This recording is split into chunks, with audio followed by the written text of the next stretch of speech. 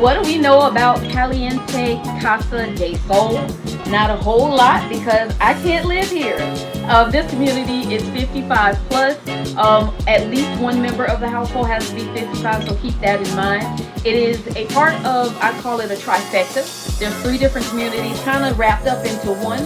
You have Florence Gardens, you have Caliente, and you also have Sierra something or other, which sits right in front of Caliente. So all of these neighborhoods are combined. So your neighbor that's right across the street from this particular unit, the listing that we have here at Caliente, is actually on the Florence Garden side.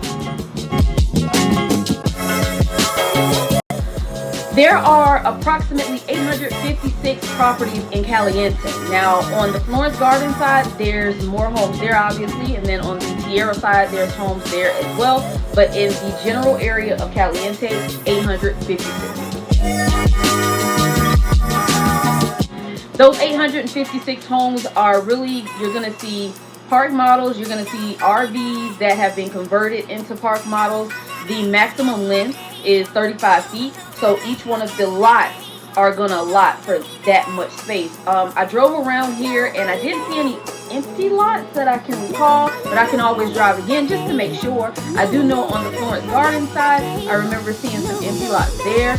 And on the Sierra side, I didn't drive through that entire section, but I'm sure there may be a couple there, if any at all. But yeah, so if you have a park model or an RV that you're looking to park, again, as long as it's shorter than 35 feet long, then you'll have a spot here at Caliente. The HOA dues here are actually very low compared to what I've seen out in Mesa, over in Queen Creek, over in Santan Valley, even over in Phoenix. You're going to pay a little over $800, a little under $800 per year at this point to live at Caliente. And what you get for that $800 is a lot. You get access to clubhouses, and they have many activities for their residents here. They just wrapped up a prom that they have for their residents here, so that's really, really cool. There are people here year round, so you're not going to be here by yourself. Even if you're here in the summertime, you're going to have neighbors that you can interact with and be a part of the community with, even when the snowbirds are gone. So if you're looking for something that's quaint enough but also gives you a lot to do, Caliente is a place you probably want to consider. So on every lot here at Caliente, you're going to have access to water, electricity, internet service, obviously, and telephone service. The trash service now is, so they have, what do you call those things? Dumpsters out front. So you would have to take your trash out whenever you're leaving the community for the day, or you're going out shopping, or whatever the case may be. So you don't have you don't have service for your trash at your unit per se, but they do have dumpsters that you can use for that.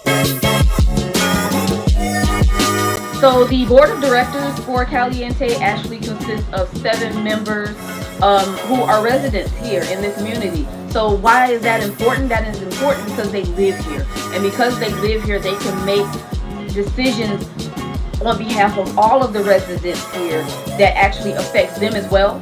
So to me, that means that they're going to make decisions that are advantageous for everyone involved.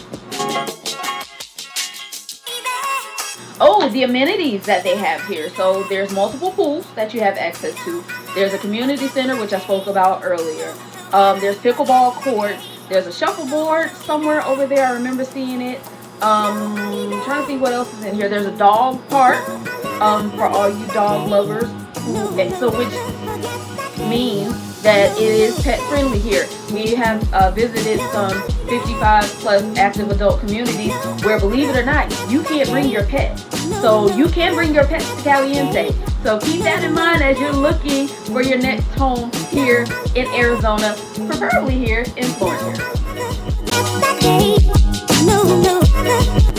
Yes, actually Caliente has a very large library of videos and of books, and it's maintained by volunteers who live in the community.